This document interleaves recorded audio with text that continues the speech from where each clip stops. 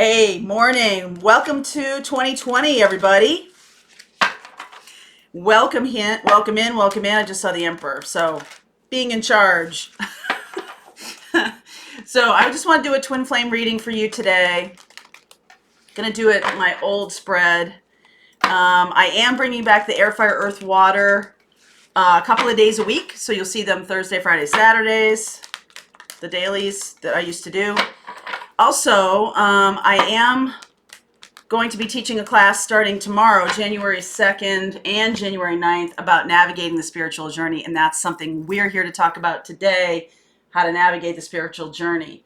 So let's see. This is okay. I feel like 2020 is a different feel to me than 2019, even just one day. That's all it really is. It's like one day to the next, right? And so wherever you are in your spiritual journey, we're going to talk a little bit about the void today. And the void is because I've seen a lot of comments about the void. No one's terming it that, but that's what it feels like to me. So that's what I'm going to say. It's sort of like when nothing is happening and there's a lot of hard work being put in. Y'all are it's almost like pounding your head against a wall. And I definitely feel that energy from you guys. And I know that feeling. I've been there before, once or twice. So some of these stages of twin flame or of, let's call it spiritual journey, because that's really what it is, spiritual awakening, can happen multiple times, right? You can go through multiple dark nights of the soul. You can go through multiple voids. All right, and I want you to sort of lighten up on yourselves. Lighten up. This journey is a lot of unfamiliar territory, okay? So I don't want you to be like, don't fall into this. Well, you can. I'm just inviting you to try not to fall into the I got to get a gold star in this journey kind of mentality, that I've got to be an A student, I've got to be a teacher's pet, I've got to be perfection, I've got to be all this stuff, because that's just like the antithesis of what the journey is really about. Because the more you'll notice with spiritual teachers, it's almost like the further they go, okay, the simpler the message gets, the less struggle they do, the less struggle they perform, right? The less they struggle against, the less they rage at the machine, right? The less they do that. That's why breathing and meditation and mindfulness, they're not just busy work. You know what I mean? Like that's the way, that's a path that will allow you to open up in your journey more and embrace these things. Because what's happening is all of these different phases are basically you're going through them in order to upend belief systems that you have that are antithetical to where you're going, right? It's antithetical to the evolution of where you're going. The worse the phase, right? The dark night of the soul, the void, the worse the phase is. And I think I've identified 7, so we'll talk about that in the class. But this is really about the void and about the ones that are like, woo, low. The less you rage and struggle against it, the easier it's going to be. Because it's not about being a gold star student, but it's also not about being in the depths and all of that. Right? That's not really what your soul has in mind for you. The only reason those things happen is because you have belief systems that are rigid, that are unyielding. That's the pain. That's the suffering, right? When you're trying to Somewhere in you is trying to hold on to an old way of doing things, an old way of thinking about things, an old way of, well, this is how it's supposed to go, right? This is how I remember before I got married that it shocked me 5, 6, 7 years in that it was like, okay, what am I supposed to be doing? And I wasn't just allowing, I wasn't reveling in the relationship and enjoying it.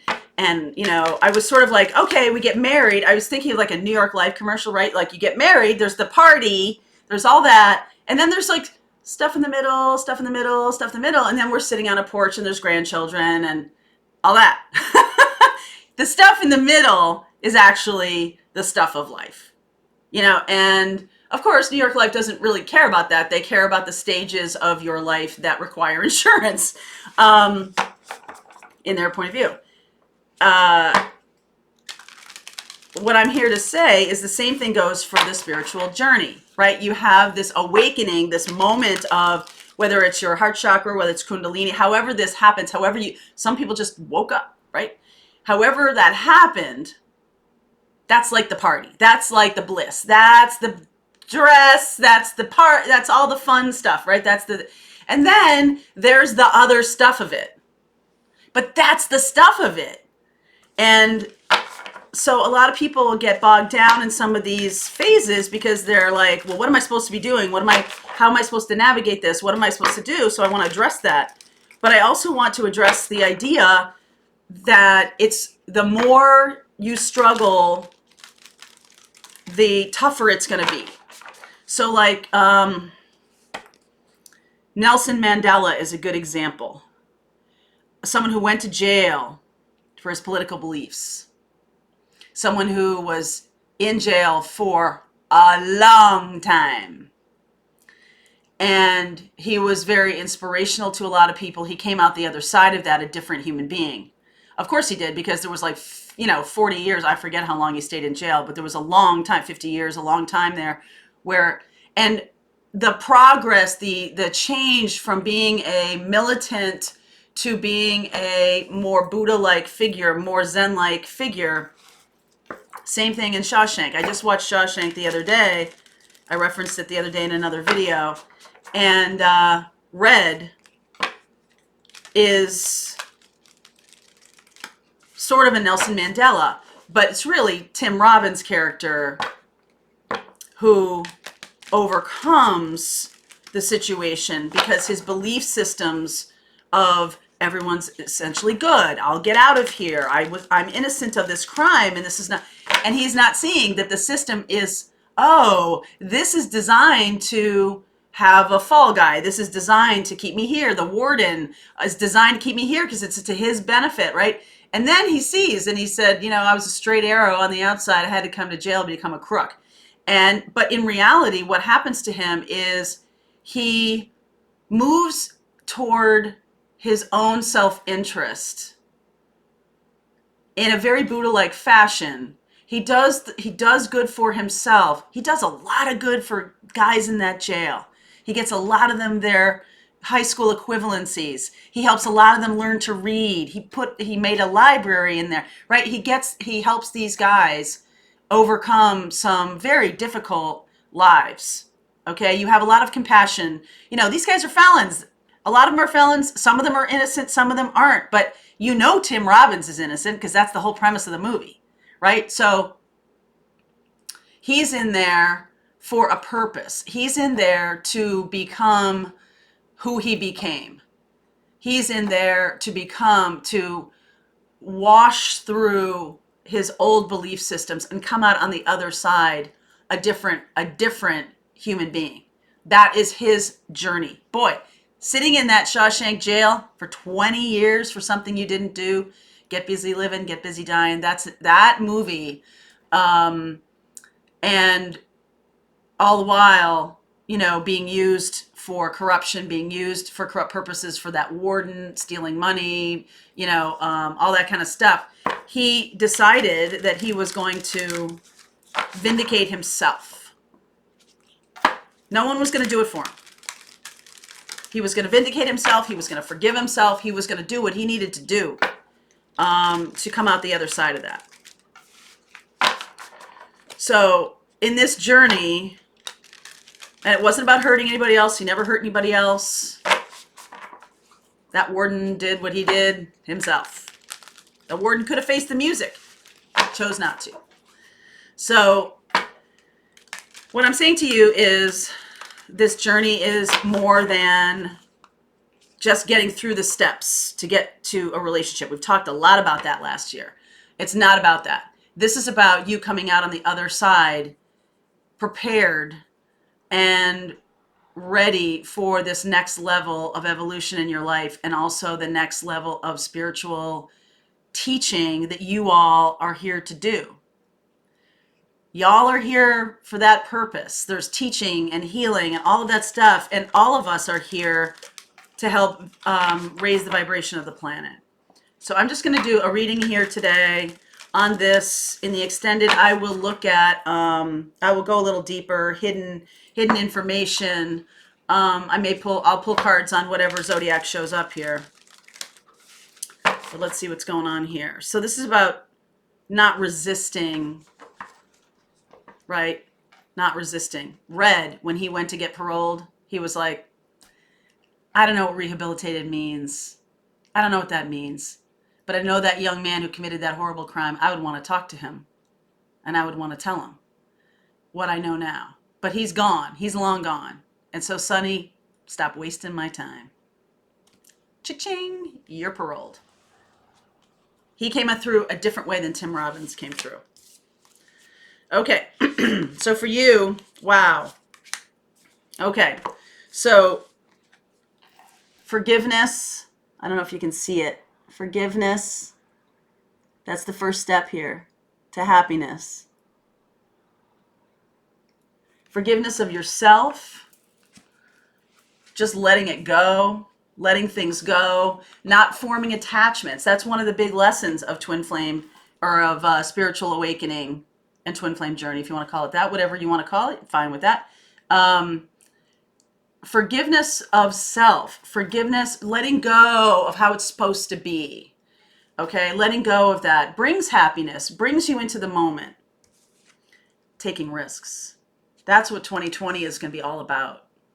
It's going to be upending your belief systems about how things should go, and instead focusing on your spiritual growth and following where it's leading you, right? A lot of you could be going through a dark night of the soul. A lot of you could be going through this void when nothing seems to work and you're like, I don't know what to do, right? And then once you stand still and stop struggling, allowing the belief systems to fall away, forgiving yourself, forgiving other people, then new phases can open up. You can come back into the bliss phase. You can come back into the joyful phase. And mindfulness, staying in the moment, is one of the ways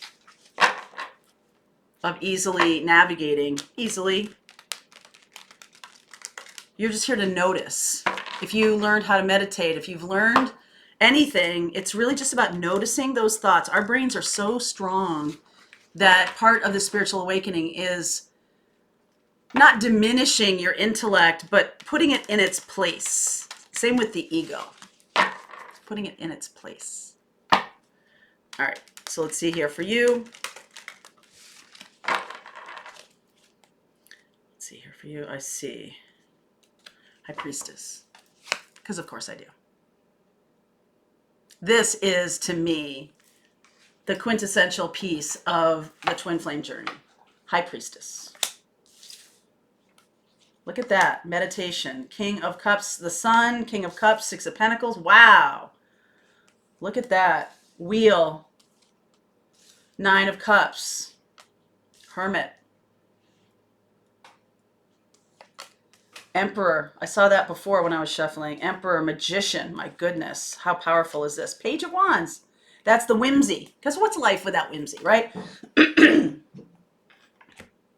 What's life without whimsy? So this high priestess, this is you. Look at you. This is very Zen behavior. This is taking everything in, not attaching to anything. Attachment is really the thing that also people struggle against. That's where the pain is. Attachment. It's supposed to be like this. Why aren't we together? Right? That's attachment. Okay. So right now what's being asked of you is to be in your own heart chakra. There's King of Cups and the Six of Pentacles. So you may not be very good right now at speaking your feelings. This is a very meditative space. Okay. And I see you moving toward the Nine of Cups, thinking very deeply, going very deeply into meditation, going deeply into being a teacher, going deeply into your journey here. Hermit and High Priestess. This can also be the twin who is still in one of those void stages of twin flame or of spiritual awakening. And then I see you both as Emperor, Magician. Boy, if that's not taking charge, look at that. So there's going to come a time here, a Nine of Cups over the next 9 months, a spark. This is a spark of passion. This is about mission, Emperor, the Aries card, and Magician, deciding for yourself, being empowered by this time of, this is void. This is in the void, all right? Being empowered by this experience of being in the void. You guys are moving toward, I'm going to say reconciliation, but also like, what is it that you're, is that,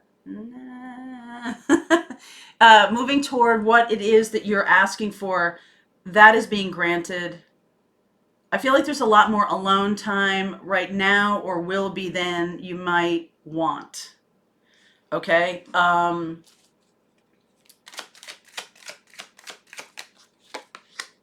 Right. Yes. The divine masculine energy is walking a solitary path. Divine feminine energy is very being in the, it's a different kind of solitary path. It's more of a meditative experience.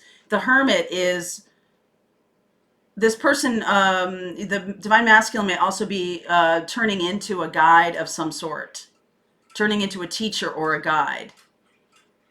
I feel like you're already there as High Priestess, okay? You're already there as the divine feminine here, wanting to connect to the masculine in terms of feelings. I think you do it through meditation.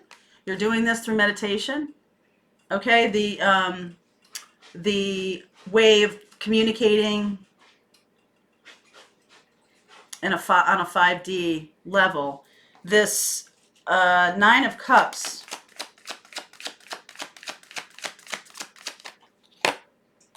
Queen of Wands, yes. Passion, union, Three of Cups, celebration, lovers, yes. Okay, Four of Wands, relationship, justice, marriage. Very quick, very fast. Okay, so what I'm saying about, I feel like within the next 3 months, there will be an opportunity here for whoever is really resonating with this reading or what I'm saying today. Being in the void is going to come to an end very quickly. Okay, and there will be some celebration, being together. This Queen of Wands, and let's see, the masculine becomes the Queen of Wands. So they're ready to take action. They're doing things based on their own teaching, their own learnings. So look at this, Three of Cups, lovers, Four of Wands, justice, Knight of Swords, hangman. So the person who's been hanging around waiting for the other one, the wait is over. All right, the wait is over here. I see Libra, I see Gemini, I see Aries, Virgo, Leo, Sagittarius, Pisces. I'm going to look at all those in the extended here. I feel like one of you could be resisting any kind of permanent commitment, legal commitment, Let me see about that. Could be resisting that.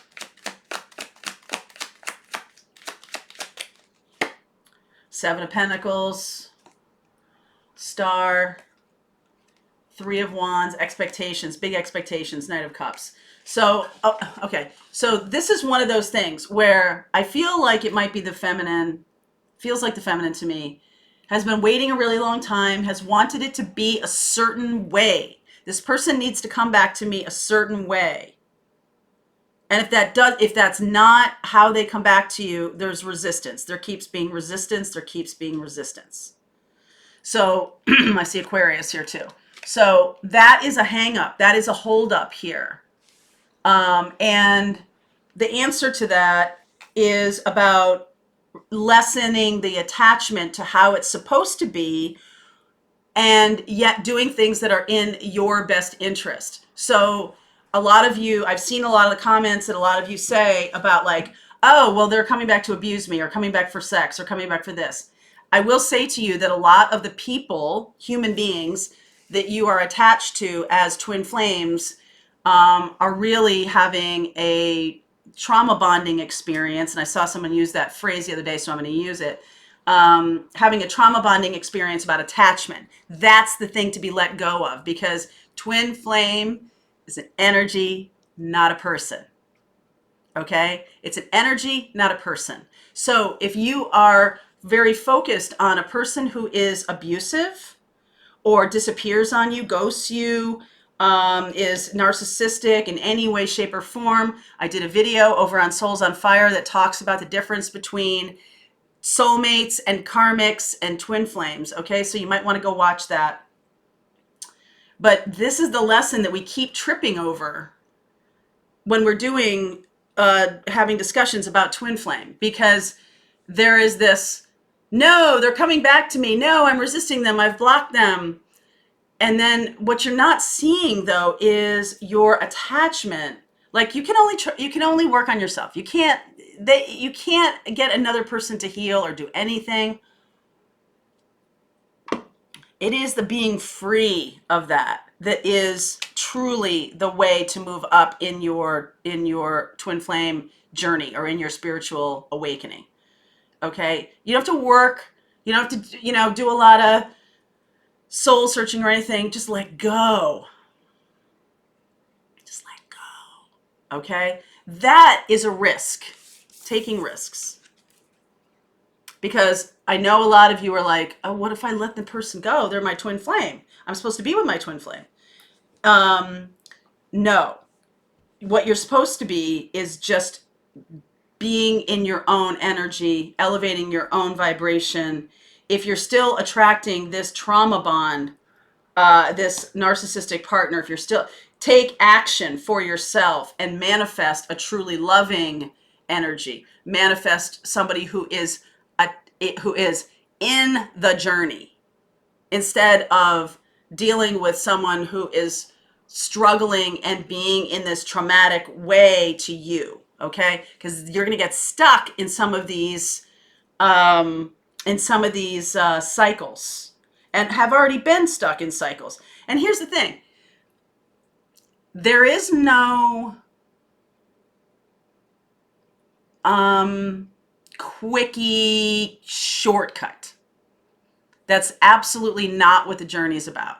You're going to go through these cycles. You're going to go through these stages. You're going to go through this stuff until you recognize what's painful is your own attachment to a belief system, your own attachment to this person.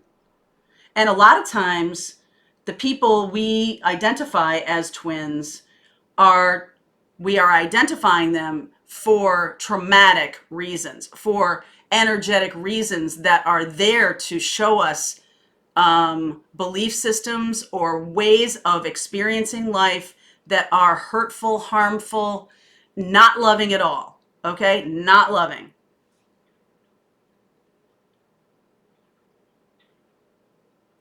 It's important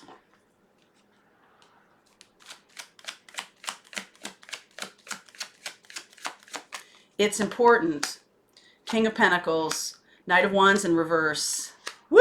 5 of Swords, 7 of Swords, Ace of Wands in reverse, Knight of Pentacles.